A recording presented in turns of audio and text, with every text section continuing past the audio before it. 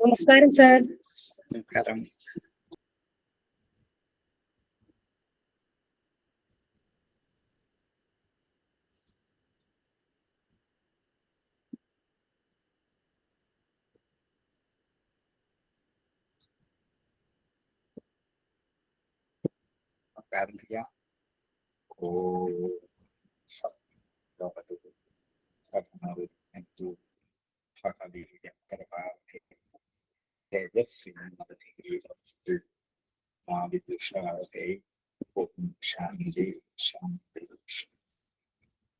അതിൻ്റെതായ എല്ലാ പഠിതാക്കൾക്കും ഇങ്ങനെയായിരുന്നു.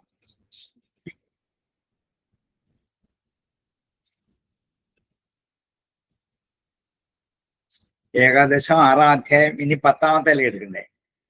അതെ. ഏകാദശസ്കന്ധം അധ്യായം 6, ശ്ലോകം 10. ശുഭാശയധൂമകേതു ക്ഷേമായയോ മുനിഭിരാർദ്ധഹൃദോഹ്യമാന സമവിഭൂതയ ആത്മവദ്ധ്യൂഹേർച്ചിതഃ ഫലതിക്രമായാം. സ്യാദ് നഃ തവ അംഘ്രിഃ അശുഭാശയധൂമകേതു. അശുഭാശയധൂമകേതു. സ്യാത് ഭവിക്കട്ടെ, നഹ ഞങ്ങൾക്ക്, തവ അംഘ്രി അങ്ങയുടെ പാദങ്ങൾ. സ്യാത് നഹ തവ അംഘ്രിഃ. തവ അംഘ്രിഃ നഹ സ്യാത് അങ്ങയുടെ അംഘ്രികൾ ഞങ്ങൾക്ക് ഭവിക്കട്ടെ. എങ്ങനെയുള്ള അംഘ്രികളാണ്? അശുഭാശയധൂമകേതു. അശുഭങ്ങളായ ആശയങ്ങൾക്ക് ധൂമകേതുവായിരിക്കുന്ന, അശുഭങ്ങളായിരിക്കുന്ന ചിന്തകൾക്ക് അഗ്നിയായിട്ടിരിക്കുന്നു. അശുഭവാസനകളെ നശിപ്പിക്കുന്ന അഗ്നിയായിരിക്കും. അശുഭ ആശയ ധൂമകേതു അഗ്നി. ശുഭാശയ ധൂമകേതു ക്ഷേമായ, അത് ക്ഷേമത്തിനായിക്കൊണ്ട് ഭവിക്കട്ടെ. ക്ഷേമായ സ്യാത് യോ യാതൊരു വൻ മുനിഭിഃ ആർദ്രഹൃദ ഉഹ്യമാന. മുനിഭിഃ മുനിമാരാൽ, ആർദ്രഹൃദ ആർദ്രമായ ഹൃദയത്തോടു കൂടിയ, അലിവുള്ള മനസ്സോടു കൂടിയ, ആർദ്രഹൃദ ഉഹ്യമാന വഹിക്കപ്പെടും. ഉഹ്യമാന വഹിക്കപ്പെടുന്ന, സ്വീകരിക്കുന്ന യാതൊരു ഭഗവാൻ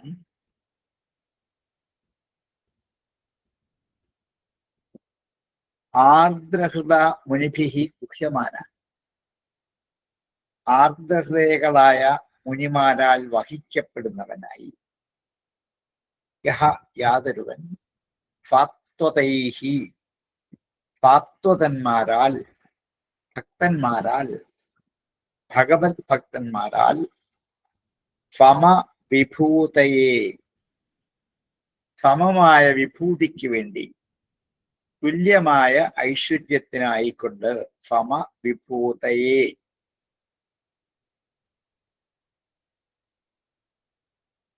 സാത്വതൈഃ സമവിഭൂതേ ആത്മവദ്ഭിഃ ആത്മജ്ഞാനികളാൽ, ആത്മവദ്ഭിഃ സാത്വതൈഃ ആത്മജ്ഞാനികളായ സാത്വതന്മാരാൽ, സമവിഭൂതയെ തുല്യമായ ഐശ്വര്യത്തിനു വേണ്ടി, വ്യൂഹേ അർച്ചിത അങ്ങയുടെ വ്യൂഹത്തിൽ അർച്ചിക്കപ്പെടുന്നവരാണ്. വ്യൂഹം എന്നുള്ളത് ഭഗവാനെ ചുറ്റി നിൽക്കുന്ന ഒരു സംരക്ഷണ വ്യൂഹത്തിന്റെ പേരാണ്. 4 ശക്തികളാണ് ഭഗവാനെ സംരക്ഷിച്ചു കൊണ്ട് നിൽക്കുന്നത്. വാസുദേവാദികളായ 4 വ്യൂഹങ്ങൾ, 4 ശക്തികൾ.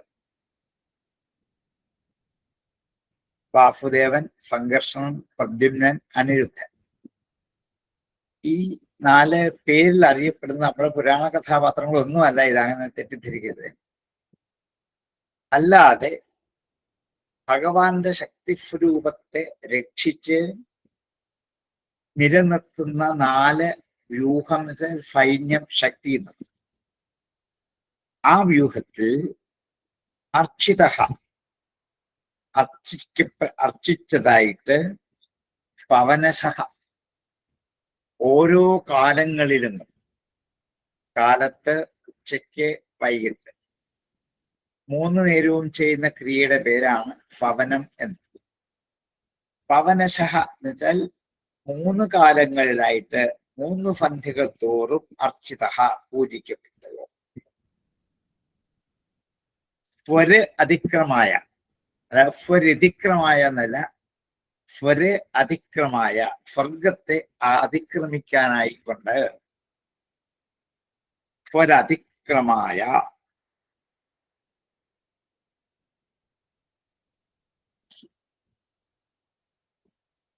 അങ്ങയുടെ പാദപങ്കജം ഞങ്ങൾക്ക് ആരാധിക്കാൻ പാകത്തിനായി തീരട്ടെ എന്ന് പറഞ്ഞപ്പോൾ ആ പാദപങ്കജത്തിന് മഹത്വങ്ങൾ പറഞ്ഞു. അത്രേ ഉള്ളൂ. അത് അശുഭാശയങ്ങൾക്ക് ധൂമകേതുവാണ്. ആർദ്രഹൃദയന്മാരായ മഹർഷിമാർ തങ്ങളുടെ ഹൃദയത്തിൽ വഹിച്ചുകൊണ്ട് നടക്കുന്നതാണ് ഈ പാദാംബുജങ്ങൾ. അത് ഞങ്ങൾക്ക് ക്ഷേമത്തിനായിട്ട് ഭവിക്കട്ടെ. ആത്മജ്ഞാനികളായ ഭക്തന്മാർ തുല്യമായ ഐശ്വര്യത്തിനു വേണ്ടി യാതൊരു പാദങ്ങളെ സേവിക്കുന്നുവോ ആ പാദം ഞങ്ങളുടെ മുമ്പിൽ പ്രത്യക്ഷമായി തീരട്ടെ. സ്വർഗത്തെ അതിക്രമിക്കുന്നതിനായി 3 കാലങ്ങളിൽ യജ്ഞങ്ങളും സ്പന്ദനങ്ങളും ചെയ്തുകൊണ്ടിരിക്കുന്നവരായ ദേവന്മാർ വ്യൂഹത്തിൽ അർച്ചിക്കുന്നത് ഈ പാദത്തെ സങ്കല്പിച്ചാണ്. വ്യൂഹത്തെ അർച്ചിക്കുന്നത് അങ്ങയുടെ ശ്രീപാദത്തെ അർച്ചിക്കുന്നത് പോലെ തന്നെയാണ്. ഇത്ര മഹത്വമുള്ളതാണ് അങ്ങയുടെ ചരണകമലം എന്ന് കാണിക്കാൻ വേണ്ടിയാണ് ഈ 2-3 ഉദാഹരണങ്ങളെ പറഞ്ഞത്.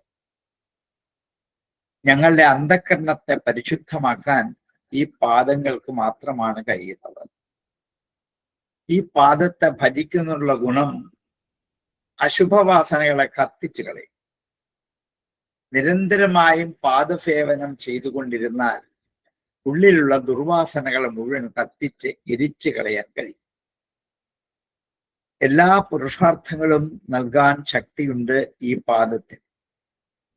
അതുകൊണ്ടാണ് സംസാരത്തിന്റെ മറുകര കടക്കാൻ ആഗ്രഹിക്കുന്ന മഹർഷിമാരെ ഭക്തിപൂർവം എപ്പോഴും ഈ പാദപങ്കജത്തെ ഹൃദയകമലത്തിൽ പ്രതിഷ്ഠിച്ചുറപ്പിച്ചു വെച്ചിരിക്കുന്നു.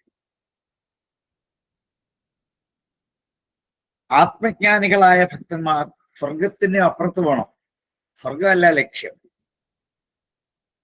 അതിന്റെ അപ്പുറത്തുള്ള വൈകുണ്ഠ ലോകത്തെ പ്രാപിക്കാനായി അങ്ങേക്ക് തുല്യമായ ഐശ്വര്യം നേടാൻ വേണ്ടി, അങ്ങേക്ക് തുല്യമായ ഐശ്വര്യം നേടാൻ വേണ്ടി യാതൊരു പാദങ്ങളെയാണോ ഭജിക്കുന്നത്, വാസുദേവാദികളായ വ്യൂഹങ്ങളിൽ 3 സന്ധ്യകളിലും അർച്ചിക്കപ്പെടുന്ന അർച്ചനകൾ യാതൊരു പാദങ്ങളിലേക്കാണോ ചെന്ന് ചേരുന്നത്, അങ്ങനെയുള്ള ശ്രീപാദപത്മം ഞങ്ങളുടെ ഉള്ളിലുള്ള ദുർവാസനകളെ നശിപ്പിച്ച് അന്ധകരണം ശുദ്ധമാക്കി തീർക്കണമേ എന്ന് ബ്രഹ്മാവാണ് പ്രാർത്ഥിക്കുന്നത്. ഓക്കെ, ബാക്കി ആരുമില്ല. അപ്പൊ നമ്മുടെ കാര്യം പറയാനില്ലല്ലോ. ബ്രഹ്മാവിനാൽ സൃഷ്ടിക്കപ്പെട്ട് നമ്മളുടെ കാര്യം പിന്നെ പറയാനില്ല. ശുഭാശയധൂമകേതു ക്ഷേമായയോ മുനിഭിരാഹൃദോഹ്യമാനം സത്വദൈവമവിഭൂതയ ആത്മവദ്ധവ്യൂഹേർജിതവനശഫരതിക്രമായ ധ്യാനസ്തവംഘ്രശുഭാശയധൂമകേതു ക്ഷേമായയോ മുനിഭിരാർദ്രഹൃദോക്ഷ്യമാനം യത്വദൈവമവിഭൂതയ ആത്മവദ്ധൂഹേർച്ചിതഫലശ ഫലദിക്രമായാം ധ്യാനസ്തവംഘ്രശുഭാശയധൂമകേതു ക്ഷേമായയോ മുനിഭിരാർദ്രഹൃദോക്ഷ്യമാനം യത്വദൈവമവിഭൂതയ ആത്മവദ്ധൂഹേർച്ചിതഫലശ ഫലദിക്രമായാം യശ്ചിന്യത്തെ പ്രയതപാണിഭിരധ്വരഗ്നൗ പ്രിയാ നിരുക്തവിധിനെ സഹബർഗൃഹീത്വാം അധ്യാത്മയോഗൗത യോഗിഭിരാത്മമായാം ജിജ്ഞാസുഭിः പരമഭാഗവതേ പരീക്ഷിതഃ യഃ ചിന്യത്തെ യാതൊന്നാണ് ചിന്തിക്കപ്പെടുന്നത് പ്രയതപാണിഭിः പരിശുദ്ധമാക്കി രണ്ട് കൈകൾ ചേർത്തു ചെയ്യുന്ന അധ്വരഗ്നവും യാഗാഗ്നിയിൽ യാഗാഗ്നി ജ്വലിപ്പിക്കാൻ രണ്ട് കൈകൾ ആവശ്യമാണ്. ഉത്തരാരണി അധരാരണി എന്നുള്ള രണ്ട് അരണികളിൽ കടഞ്ഞു വേണം അഗ്നി എടുക്കാൻ. അതിന് രണ്ട് കൈയും വേണം. ആ കൈ പരിശുദ്ധമായിരിക്കണം. പ്രയത്നം പരിശുദ്ധമായ പ്രയത്നിച്ചുകൊണ്ടിരിക്കുന്നു. പാണിഭിഹി കൈകളാൽ അധ്വര അഗ്നവും ഹിംസയില്ലാത്ത യജ്ഞത്തിലെ അഗ്നിയിൽ, അധ്വരം ഹിംസയില്ലാത്തതെന്നാണ്. ധ്വരം ഹിംസയാണ്, അധ്വരം ഹിംസയില്ലാത്തതാണ് യജ്ഞം. ആ യജ്ഞത്തിന്റെ അഗ്നിയിൽ പ്രയതപാണിഭിഹി അധ്വരഗ്നവും അത്രയ്യ മൂന്ന് വേദങ്ങളാൽ. അത്രയെന്ന് വെച്ചാൽ മൂന്ന് വേദം. അതിന് തൃതിയാണ് ത്രയ്യ, മൂന്ന് വേദങ്ങളാൽ. നിരുക്ത വിധിന ഈശ, നിരുക്ത വിധി അനുസരിച്ച് നിരുക്തത്തിൽ പറഞ്ഞിരിക്കുന്ന വേദാർത്ഥങ്ങളെ ഉൾക്കൊണ്ടുകൊണ്ടതാണ് മൂന്ന് വേദങ്ങളിലെ മന്ത്രങ്ങൾ കൊണ്ട് യജ്ഞം ചെയ്യുന്നത്. വെറും വേദമന്ത്രങ്ങൾ ചൊല്ലുമ്പോൾ ശിക്ഷയും വേണം, നിരുക്തിയും വേണം. ഇത് രണ്ടും ഉറപ്പിച്ചുകൊണ്ടേ വേദം ചൊല്ലാൻ പറ്റൂ. നിരുക്ത വിധിന ഈശ സംബോധനയാണ്. ഹേ ജഗദീശ്വര, അവർ ഗൃഹീത്വ ഹവിസ് സ്വീകരിച്ചിട്ട് അധ്യാത്മയോഗ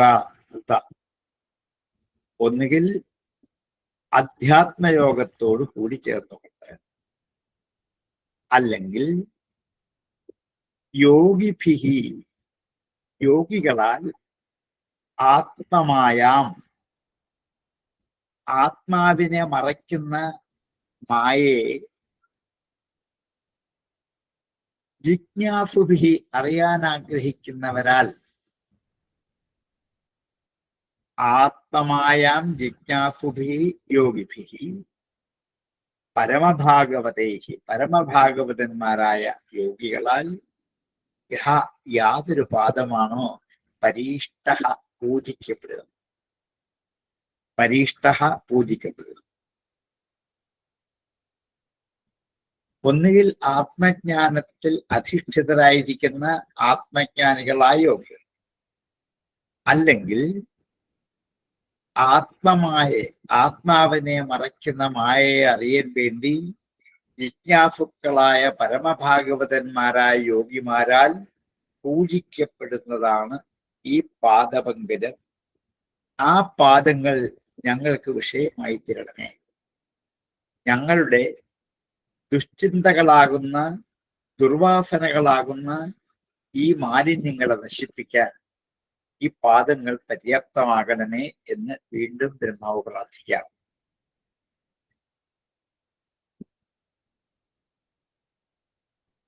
യജ്ഞത്തിൽ ഹവിഫ് ഹോമിക്കുമ്പോൾ ആ ഹവിഫുകള് ഓരോരോ ദേവതകളെ ഉദ്ദേശിച്ചിട്ടാണ്. അഗ്നി, സോമൻ, ഇന്ദ്രൻ, മരുത്ത് എന്നിങ്ങനെ പല പല വിധത്തിലുള്ള ദേവതകളെ ഉദ്ദേശിച്ചിട്ടാണ്. അതാത് ദേവതകൾക്കുള്ള മന്ത്രവും വേണം, ധ്യാനവും വേണം എന്ന് വേദം തന്നെ പറയുന്നുണ്ട്. അപ്പൊ യാഗവേളയിൽ ഇന്ദ്രാദികളായ ദേവന്മാരെ അല്ലേ ധ്യാനിക്കുന്ന? അങ്ങനെയല്ലല്ലോ. പ്രേതഭാണിഭി അധ്വരാഗ്നൗ നിരുക്ത വിധിന ത്രയ്യ അവിർഗൃഹീത്വ. വേദമന്ത്രങ്ങൾ ഉച്ചരിച്ചുകൊണ്ട് ഹവിഷു കയ്യിലെടുത്ത് അങ്ങയുടെ പാദപങ്കജങ്ങളെ അല്ലല്ലോ ധ്യാനിക്കുക. ധ്യാനിക്കുന്ന ആരാണ്? ഇന്ദ്രനെ, അല്ലെങ്കിൽ അഗ്നിയെ, വരുണനെ, വായുവിനെ, ഈശാനനെ, അല്ലെങ്കിൽ സോമനെ, മരുത്തിനെ, ഇഷ്ടം പറ ദേവതകളാണ്. ഇതെങ്ങനെ അങ്ങേതായിട്ട് തീരുന്നു? വൈരുദ്ധ്യമില്ലേ? എന്നാണെങ്കിൽ ഈ ഏത് ദേവകളെ ഉദ്ദേശിച്ചിട്ട് അഗ്നിയിൽ ഹവിഷു ഹോമിച്ചാലും അത് അങ്ങയുടെ പാദങ്ങളിലേ വന്നു ചേരുള്ളൂ. ഇന്ദ്രാദികളായ ദേവന്മാർ അങ്ങയുടെ ജോലിക്കാരാണ്. അങ്ങ് ശമ്പളം കൊടുത്ത് നിയോഗിച്ചവരാണ് അതൊക്കെ. അതുകൊണ്ട് അവരിൽ കൂടി ചെയ്യുന്ന എല്ലാം അങ്ങയിലെത്തുള്ളൂ. അവരെപ്പോലും കർമ്മത്തിൽ നിയോഗിച്ച അങ്ങാണ്. അതുകൊണ്ട് ആണ് ഇന്ദ്രാദികളായ ദേവന്മാരാണ് യജ്ഞത്തിൽ ഹവിഷു കൊണ്ട് പൂജിച്ച് ആ ഹവിഷു സ്വീകരിച്ചു കൊണ്ടുപോകുന്നത് എങ്കിലും ആ യജ്ഞവും അതിലെ ഹവിഷീകരണവും അതിന്റെ ഫലവുമൊക്കെ അങ്ങയിൽ തന്നെയാണ് വന്നിരുന്നത്, മറ്റൊരാളിൽ അല്ല. അതുകൊണ്ട് ആത്മസ്വരൂപത്തെ സാക്ഷാത്കരിക്കാൻ ആഗ്രഹിക്കുന്നവരൊക്കെ യമനിയമാദികൾ അഭ്യസിക്കുന്ന യോഗികൾ, അതേപോലെ മായയെ അറിയണമെന്ന് ആഗ്രഹിക്കുന്നവരായിട്ട് യാതൊരു പാദത്തെ ചിന്തിക്കുന്നുവോ അവരിപ്പോഴും ഏത് പാദത്തിൽ പൂജിക്കുന്നുവോ കർമ്മികൾക്കും ജ്ഞാനികൾക്കും ഭക്തന്മാർക്കും ആശ്രയമായ ആ പാദകമലം ഞങ്ങളുടെ മുമ്പിൽ വിഷയീഭവിക്കണമേ എന്ന് പ്രാർത്ഥിക്കാം. യശ്ചിന്ത്യതേ പ്രയതപാണിഭിരധ്വരഗ്നൗ ത്രയ്യാനിരുക്ത വിധിനേശ ഹവിർഗൃഹീത്വാ അധ്യാത്മയോഗ ഉത യോഗിഭിരാത്മമായം ജിജ്ഞാസുഭി പരമഭാഗവതൈ പരീക്ഷ.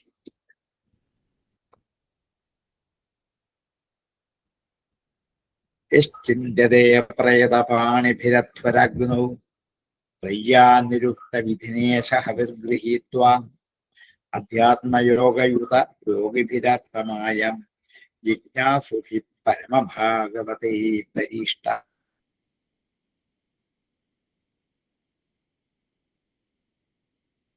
വിധിനേശ ഹവിർഗൃഹീത്വാ അധ്യാത്മയോഗൗത യോഗിഭിരാത്മമായം ജിജ്ഞാസുഭി പരമഭാഗവതൈ പരീഷ്ട.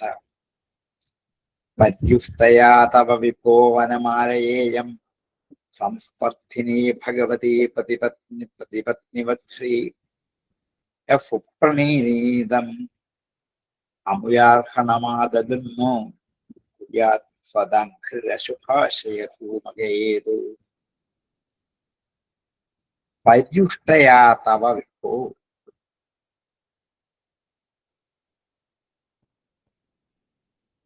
പര്യുഷ്ടയ നന്നായി തിളങ്ങുന്ന, ശോഭിക്കുന്ന, ഹേ വിഭോ തവ അങ്ങയുടെ വനമാലയാ, വനമാല കൊണ്ട്, വെട്ടിത്തിളങ്ങുന്ന അങ്ങയുടെ വനമാല കൊണ്ട്, ഇയം സംസ്പർദ്ധിനി ഭഗവതി, സ്പർദ്ധയുണ്ടായവളായ ആ ഭഗവതി, ശ്രീ ഭഗവതി ലക്ഷ്മി ദേവി, പ്രതിപത്നിവത്സ്, പത്നിമാരെ പോലെ ഈ വനമാലയോട് കുറച്ചു സമയം വിദ്വേഷം കാണിക്കും ലക്ഷ്മി. കാരണം ലക്ഷ്മി ഭഗവതിക്കുന്നവരുമാണ് മാറിടം. അവിടെ ആര് കയറി വന്നിരിക്കുന്നു? വനമാല. എന്നല്ല, ലക്ഷ്മിയേക്കാൾ വെട്ടിത്തിളങ്ങുന്ന വനമാല. രണ്ടുപേരും ഒരേ ഭഗവാന്റെ മാറിൽ ഒരിടത്ത് ഒരുപോലെ ഇരിക്കുന്നപ്പോൾ കവി പറയുകയാണ്, സപത്നിമാരെ പോലെ ലക്ഷ്മിക്ക് ഒരു അസൂയുണ്ടായി. ആരോട്? ഈ വനമാല. അങ്ങനെ ലക്ഷ്മി ദേവിക്ക് പോലും സ്പർദ്ധയുണ്ടാക്കുന്ന പ്രതിപത്നി എന്ന് വെച്ചാൽ പ്രതിസ്ഥാനത്ത് നിൽക്കുന്ന പത്നിയെന്നോ അല്ലെങ്കിൽ എതിർ നിൽക്കുന്ന പത്നിയെന്നോ രണ്ടാമത്തെ ഭാര്യയെന്നോ സപത്നി എന്നോ ഒക്കെ പറയാം. പ്രതിപത്നി വത് ശ്രീഹി കൂടി ചേരുമ്പോൾ പ്രതിപത്നിവത് ശ്രീ, പ്രതിപത്നിയെ പോലെ ശ്രീ ഭഗവതി സംസ്പർദ്ധിനി, ലക്ഷ്മി ഭഗവതി സംസ്പർദ്ധിനിയായിട്ട് യാതൊരുവൻ സുപ്രണീതം അമുയ അർഹണം ആദദന്നോ, സുപ്രണീതം ആദരപൂർവം ചെയ്ത, വേണ്ടതുപോലെ ചെയ്താൽ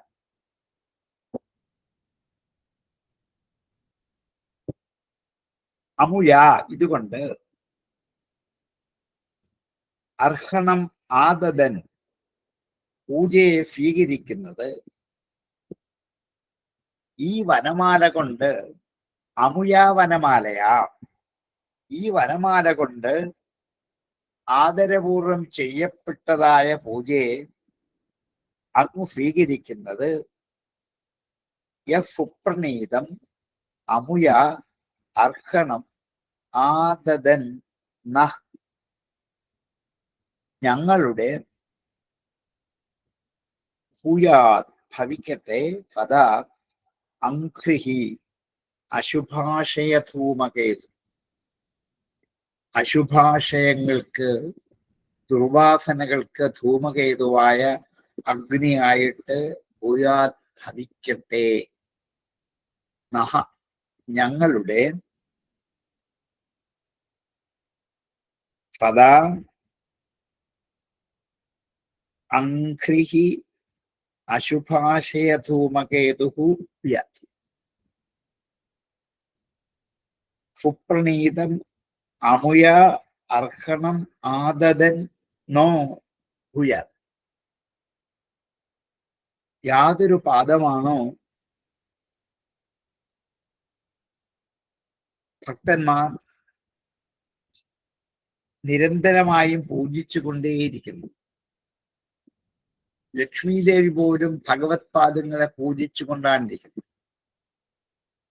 ലക്ഷ്മി ദേവി അസ്ഥിരയാണ്, സ്ഥിരമായും അവിടെ ഇരിക്കാറില്ല, ഇടയ്ക്കിടയ്ക്ക് പോകും. പക്ഷെ വനമാല അവിടെ ഇരിക്കുള്ളൂ, വേറെങ്ങും പോവില്ല. ലക്ഷ്മിയേക്കാൾ ഭഗവത്തെ ഉരഫിൽ മാറാതിരിക്കുന്നത് വനമാലയാണ്. കൗസ്തുഭവും വനമാലയൊക്കെ അവിടുന്ന് വിട്ടുപോവില്ല. ലക്ഷ്മി ദേവി അസ്ഥിരയാണ്, ഇടയ്ക്കിടയ്ക്ക് പോകുക വരികയൊക്കെ ചെയ്യും, ഗതാഗതം ചെയ്യുന്നതാണ്. അതുകൊണ്ട് ആണ് ലക്ഷ്മിക്ക് ഇടയ്ക്ക് വന്നിരിക്കുമ്പം കൂടിയിരിക്കുന്ന വനമാലയോടൊരു സ്പർദ്ധയുണ്ടാവാൻ കാരണമായത്.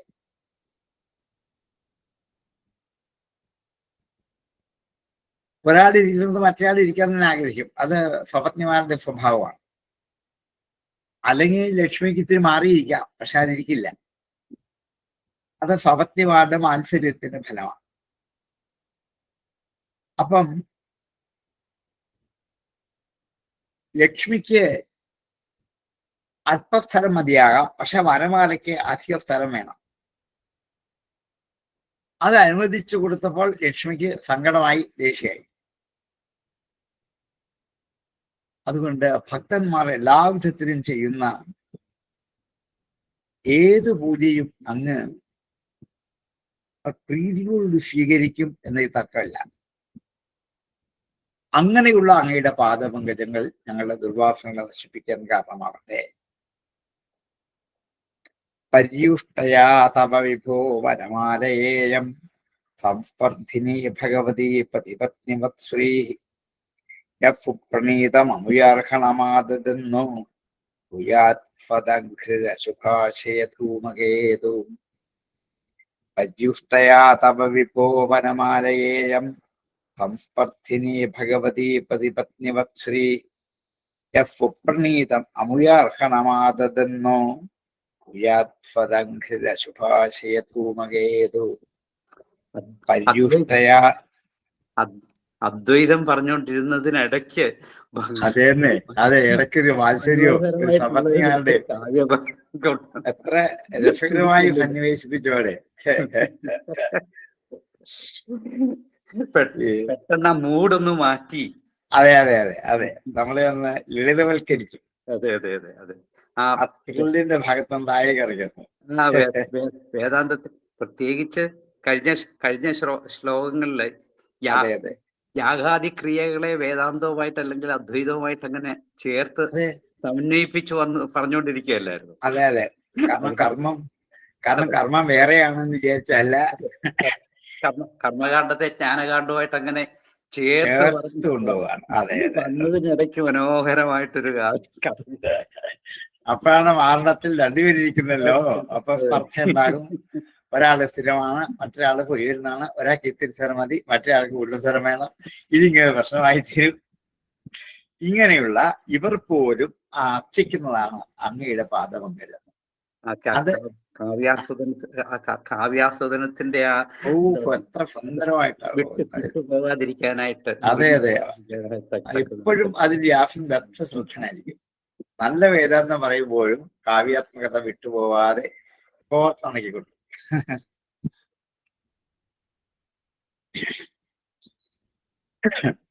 പര്യുഷ്ടയാ തമ വിഭോ വനമാലയേയം സംസ്പർദ്ധിനി ഭഗവതി പ്രതിപത്നിവത്ശ്രീ പ്രണീതം അമുയാർഹണമാദദന്നോ ഭൂയാത് ഫദംഘ്ര ശുഭാശയതു കേതുസ്ത്രിവിക്രമയുതസ്ത്രിപതത്പതാകോ യസ്തേ ഭയാഭയകരോ സുരദേവ ചമ്മോഹു സ്വർഗായ സാധുഷു ഖലേഷിതരായ ഭൂമൻ പാദാപുനാതു ഭഗവൻ ഭജതാമഖം. കേതുഹു, കേതു എന്ന് വെച്ചാൽ ധ്വജം, പൊടി. ത്രിവിക്രമയുത, ത്രിവിക്രം എന്ന് വെച്ചാൽ 3 അടിയോട് കൂടിയവനാണ്. വിക്രമ ശബ്ദത്തിന് അടി എന്നർത്ഥം. മലയാളത്തിലെ തല്ലല്ല, അടി വയ്ക്കുക, എന്താണ്, ചുവടുകൾ വയ്ക്കുക. അവന് വാമന ത്രിവിക്രമം എന്നൊക്കെ പേരുണ്ട്. ത്രിവിക്രമയുത, 3 അടിയോട് കൂടിയതും, പിന്നെ ഫായില്ല, പിന്നെ പതാകോ, 3 വേർതിരിച്ചു പോകുന്ന ഒരു പതാക. അമ്പലത്തിലെ കൊടിമരങ്ങളിലെ ധ്വജത്തിന് 2 കാലുകളാണ് താഴേക്ക്. ഇത് 3 കാല് സങ്കല്പിക്കാം.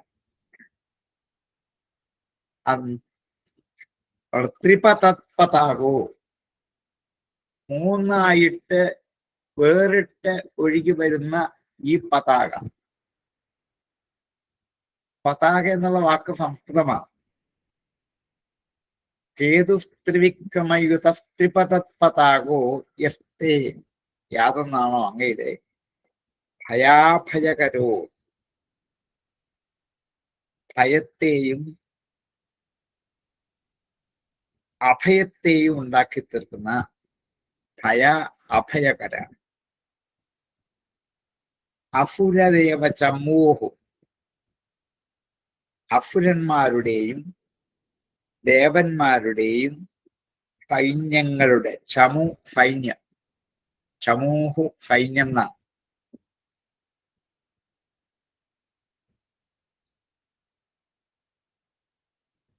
ഗീതയിലെ 1-ാം അധ്യായത്തിൽ തന്നെ നമുക്ക് കാണാം. ഗീത തുടങ്ങുമ്പോൾ തന്നെ ആ 3-ാമത്തെ ശ്ലോകത്തിൽ പശ്യീതാം പാണ്ഡുപുത്രാണാം ആചാര്യ മഹതീം ചമൂ സൈന്യമാണ്. അപ്പൊ ചമ്മൂഹു സൈന്യങ്ങളുടെ, 2 സൈന്യങ്ങളുടെ, ദേവന്മാരുടെയും അസുരന്മാരുടെയും ദ്യോജനം ഉപയോഗിച്ചുകൊണ്ടാണ്. അസുരദേവ ചമ്മൂഹു,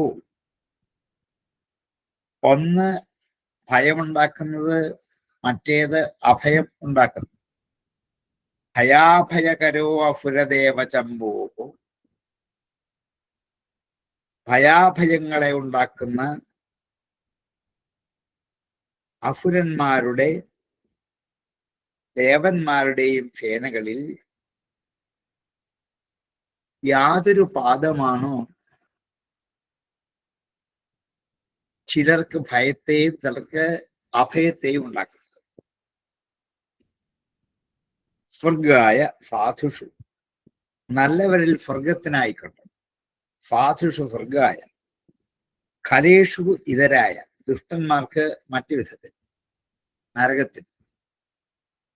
ഹേ ഭൂമൻ, സർവ്വവ്യാപിയായ ഭഗവൻ, പാദാഹ, ഈ പാദങ്ങൾ പുനാതു ശുദ്ധീകരിക്കട്ടെ. ഹേ ഭഗവൻ, ഭജതാം ന അഖം, ഭജിക്കുന്ന ഞങ്ങളുടെ പാപത്തെ, ഭജതാം ന, ഭജിക്കുന്ന ഞങ്ങളുടെ അഖം പാപത്തെ പുനാതു പരിശുദ്ധമാക്കുന്നു. ഞങ്ങൾ അറിഞ്ഞുകൊണ്ടോ അറിയാതെയോ യാദൃച്ഛികമായിട്ടോ പാപവാസനകൾ കടന്നുകൂടിയെങ്കിൽ അതിനെയും കൂടി ഈ പാദങ്ങൾ പരിശുദ്ധീകരിക്കട്ടെ.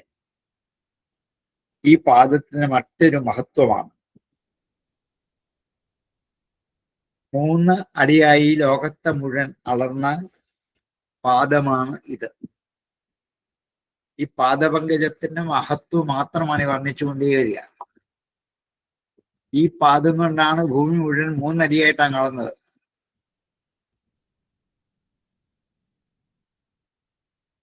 പതിനാല് ലോകങ്ങളെയും 3 അടിയിലാക്കി ഒതുക്കി നിർത്തി. ഏറ്റവും മുകളിലത്തെ ലോകത്തിൽ കാലെത്തിയിട്ട് അവിടെ ചെന്ന് ഒരു വിജയ പതാക നാട്ടി. ലോകത്തെ മുഴുവൻ ഞാൻ ഇതാ കീഴ്പ്പെടുത്തിയിരിക്കുന്നു, എന്റെ കാൽപാദത്തിന്റെ കീഴിലാക്കിയിരിക്കുന്നു എന്ന് ഒരു വിജയധ്വജം പോലെ ആ മുകളിൽ നിന്നും 3 ലോകങ്ങളിൽ 3 വഴികളിലായിട്ട് ഗംഗ ഒഴുകി വന്നുകൊണ്ടിരിക്കും. ഇതിനെയാണ് പതാക എന്ന് പറയുന്നത്. അതാണ് ത്രിപഥ പതാക. 3 നദികളായി ഒഴുകുന്ന, സിന്ധുവായും ഗംഗയായും സരസ്വതിയായും ഒക്കെ 3ആയിട്ട് പകുത്ത് ഒഴുകി വരുന്ന വിജയധ്വജം പോലെ ആ സത്യലോകത്തിന് മുകളിൽ ഈ കാലെത്തി എന്ന് കാണിക്കാനുള്ള ഒരടയാളമാണ്.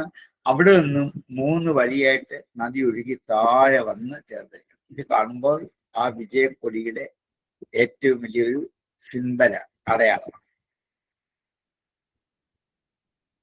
അങ്ങനെ കൊടിക്കൂറയോട് കൂടിയിട്ട് അസുര സൈന്യങ്ങൾക്കും ദേവസൈന്യങ്ങൾക്കും യഥാക്രമം ഭയാഭയങ്ങൾ ഉണ്ടാക്കി തീർക്കുന്ന, സജ്ജനങ്ങൾക്ക് സ്വർഗത്തെ കൊടുക്കുന്ന, ദുഷ്ടന്മാർക്ക് നരകത്തെ കൊടുക്കുന്ന ആ പാദം ഞങ്ങളുടെ സംസാര ദുഃഖത്തെ ഇല്ലാതാക്കി ഞങ്ങളുടെ രാഗാദി ദോഷങ്ങളെ മാറ്റിക്കളഞ്ഞ് അനുഗ്രഹിക്കണമേ എന്ന് പ്രാർത്ഥിക്കാം. വേദവ്യാസന്റെ ഈ സ്വർഗംഗ മാതിരിയുള്ള ഭാവനാ വിലാസത്തിന്റെ ഒഴുക്ക് അത്യഭയങ്കരമാണ്. ഇതിന്റെ ഒരു അംശം പോരെ മറ്റുള്ള കവികൾക്ക്? ധാരാളം. പിന്നെ ചെറിയ അംശം കിട്ടിയ എന്തുമാത്രം എല്ലാം കാണിക്കാൻ. എത്ര മനോഹരമായിട്ടുള്ള വർണ്ണന. അല്ലേ, പാദത്തെ കുറിച്ച് വർണ്ണിച്ചു വരുമ്പോൾ ഈ പാദമാണല്ലോ 3 അടിയായിട്ട് ഉപയോഗിച്ചത്. അതെ അതെ, എത്ര മനോഹരമായി. അവിടുന്നാണ് ഗംഗ 3ആയിട്ട് ഒഴുകി വന്നത്. അതിന്റെ അടയാളമാണിത്, ധ്വജമാണ്. അതെ, എന്നൊക്കെ കാണിക്കാൻ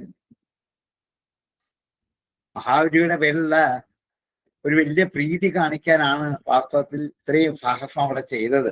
പ്രത്യേകിച്ച് ബ്രഹ്മാവിന്റെ സ്തുതിയല്ലേ അതിന്റെ ബ്രഹ്മാവിന്റെ സ്തുതിയാണ്. അതിൽ ഒരു ഉത്കൃഷ്ടതയുണ്ടാവണം. ഉണ്ടാകുമല്ലോ, ബാക്കിയുള്ളവര് സ്തുതിക്കുന്ന മാതിരി അല്ലല്ലോ. ഒന്നല്ല, ഇതുവരെ നമ്മളെ ഉണ്ടായില്ല ഇത്രയും. നല്ല എത്രയോ സ്തുതികൾ കണ്ടു. ആ, ഈ ബ്രഹ്മാവ് വരുമ്പോ കൃഷ്ണനെ സ്തുതിച്ചിട്ടുണ്ട്. ബ്രഹ്മസ്തുതി നിലവിൽ അറിയപ്പെടുന്ന വേറൊന്നുണ്ട്. അതിനേക്കാൾ ഗംഭീരം. നല്ല പദങ്ങളും ആശയങ്ങളും രണ്ടും നല്ല മനോഹരമായ കാവ്യം പോലെ.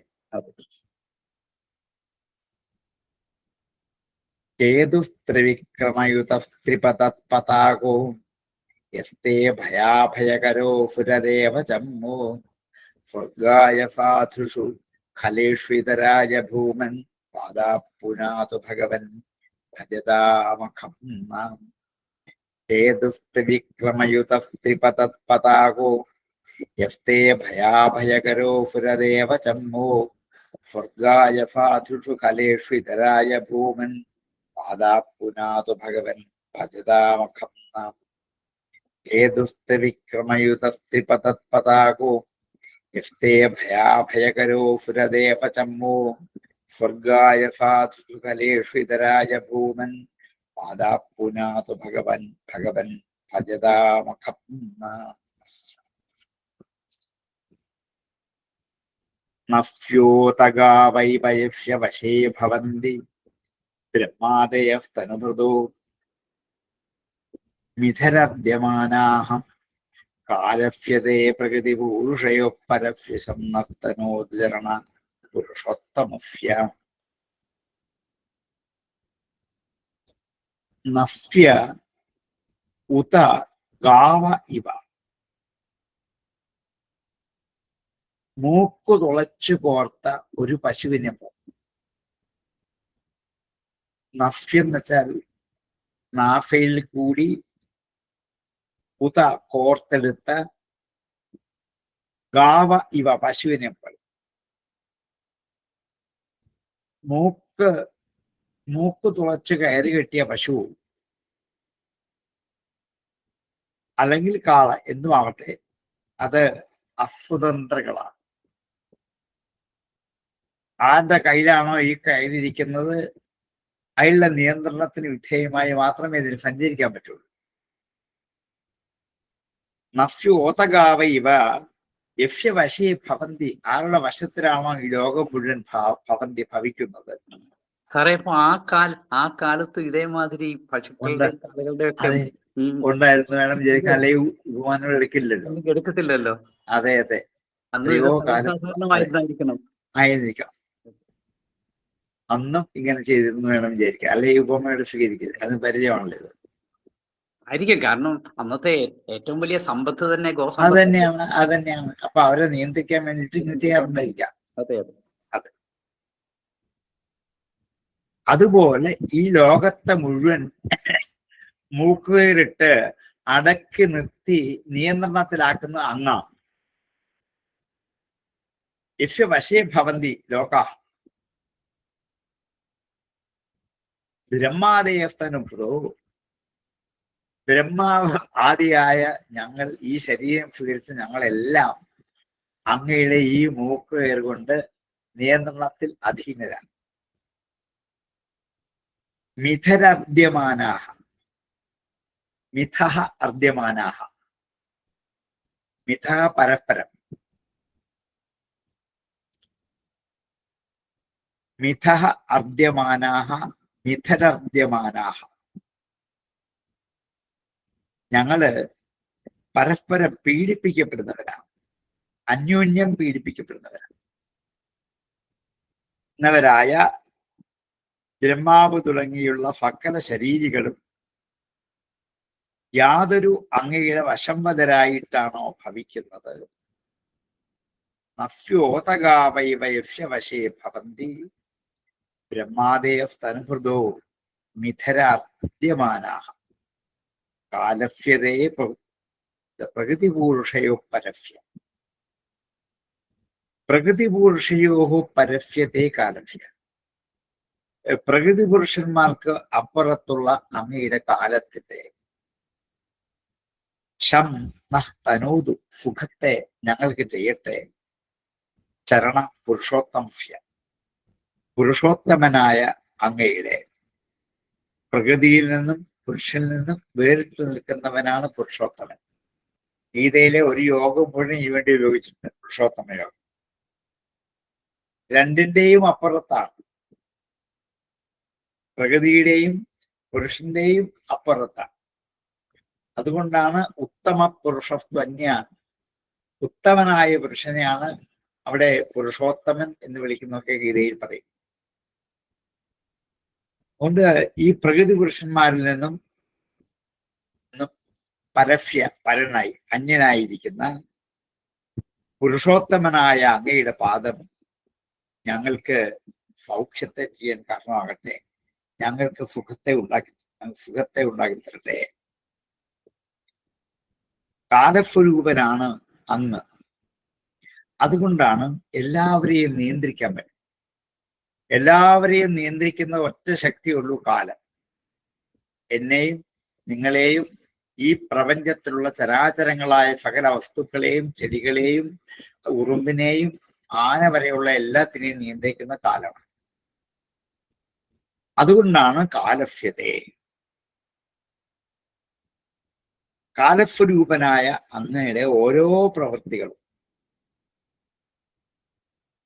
അങ്ങാണ് കാലം കൊണ്ട് ജീവജാലങ്ങളെ ഇങ്ങനെ പ്രവർത്തിപ്പിച്ചുകൊണ്ടേയിരിക്കുന്നത്. അത് കണ്ടാൽ കാലമാകുന്ന മൂക്കുകിട്ട് ജീവജാലങ്ങളെ പിടിച്ചു നിർത്തി നിയന്ത്രിക്കുന്നവനാണ് അങ്ങ് ഉറപ്പാണ്. അതുകൊണ്ട് അങ്ങ് കാലസ്വരൂപനായതുകൊണ്ട് പ്രകൃതി പുരുഷന്മാർക്ക് അപ്പുറത്താണ്. ഈ പ്രകൃതിയെയും പുരുഷനെയും പോലും നിയന്ത്രിക്കുന്നത് കാലമാണ്. അവരുടെ ജയാപജയങ്ങൾ വാസ്തവത്തിൽ സ്വതന്ത്രമല്ല, അങ്ങയുടെ നിശ്ചയപ്രകാരം.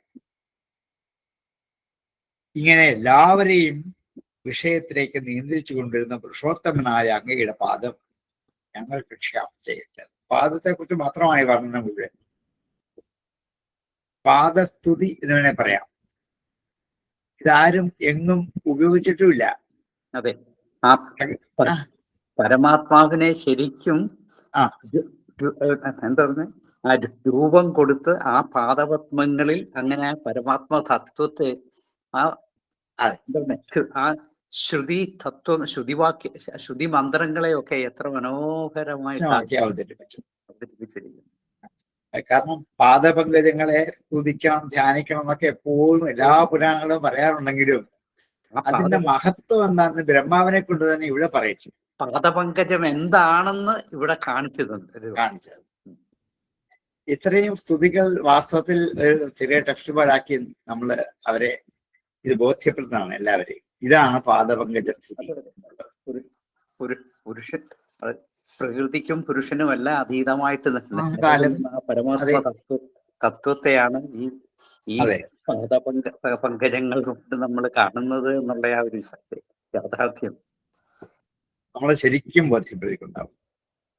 ഒരു 5-10 ശ്ലോകമാണ് ഈ സ്തുതി മുഴുവൻ. അത്ഭുതം തോന്നുന്നു. അതെ അതെ അതെ.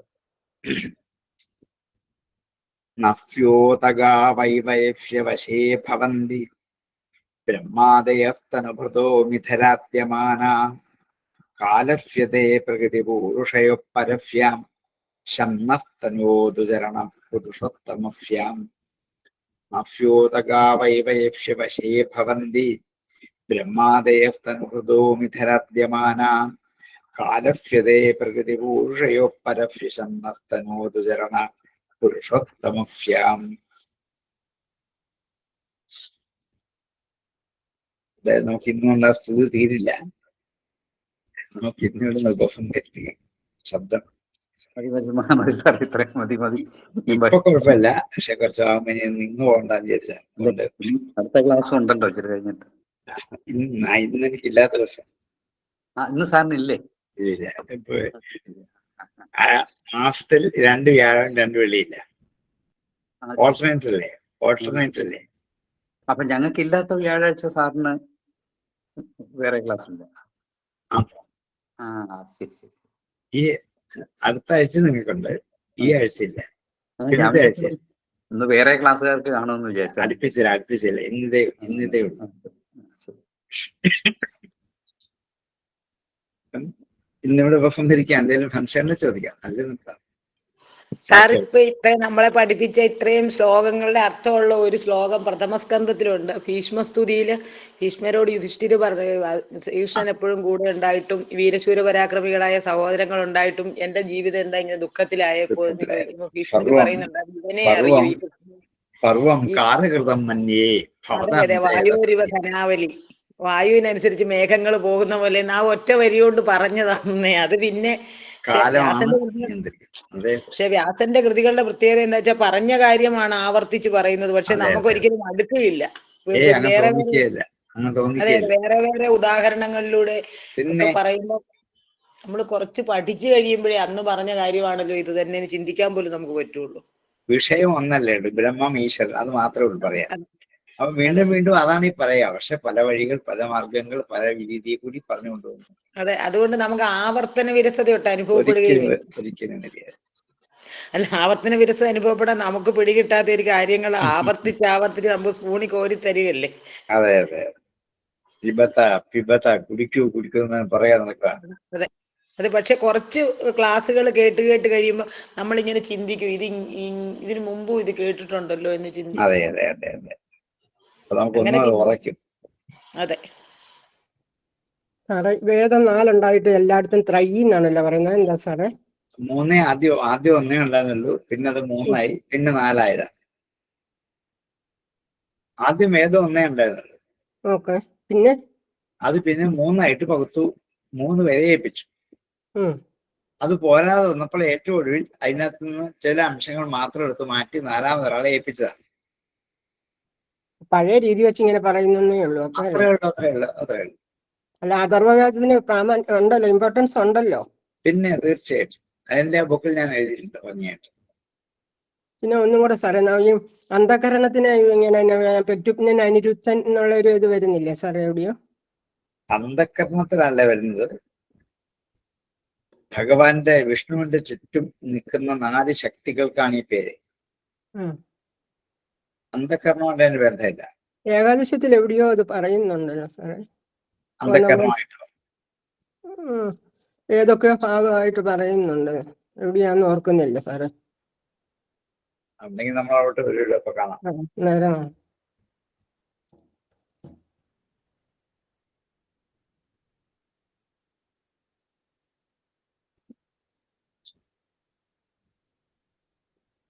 സാറേ ഒരു സംശയം കൂടെ, ഏകാദശിയുടെയാണ്. ഞങ്ങൾ ഏകാദശി നോക്കുമ്പോൾ ദശമിയുള്ള ഒട്ടും ഏകാദശി ആചരിക്കുകയല്ലേ, മുഴുവൻ ഇവിടെ ഗുരുവായൂരും ഇവിടെ ശ്രീകൃഷ്ണന്റെ അമ്പലത്തിലും അങ്ങനെയാ, എന്തുകൊണ്ടാ സാറ്? 2 തരത്തിൽ ഏകാദശി ഉണ്ട്. ഒന്ന് രുക്മഗതന്റെ ഏകാദശി, മറ്റൊന്ന് അംബരീഷന്റെ ഏകാദശി. ഒന്നിന് ദശമിയുടെ സ്പർശനം വേണം, മറ്റൊന്നിന് വേണ്ട. ശരി. 2 രീതികളുണ്ട് ഏകാദശി വ്രതം. ഏത് ആണ് സ്വീകരിക്കുന്നത് അങ്ങനെ പോവാം. കേരളീയർ അധികവും രുക്മഗതന്റെ ഏകാദശിയാണ് അധികം സ്വീകരിക്കാറുള്ളത്. അത് ദശമി ഉള്ളതോ? അതെ. പക്ഷെ പിന്നെ ഗുരുവായൂരും ഇവിടെയൊക്കെ പിന്നെ അത് കുറച്ചെങ്കിലും ഉണ്ടെങ്കിൽ അത് എടുക്കുകയല്ല ഏകാദശി. അത് ഈ 2 ഭേദമുണ്ട്. ഏതായാലും കുഴപ്പമില്ല അപ്പൊ ആചരിച്ചാലേ. 2 സ്വീകരിക്കാവുന്ന 2 ഏകാദശി ഒരേപോലെ നമുക്ക് അനുഷ്ഠിക്കാവുന്ന. അതിന്റെ ദശമി ഉണ്ടോ ഇല്ലയോ നോക്കേണ്ട ആവശ്യമില്ല.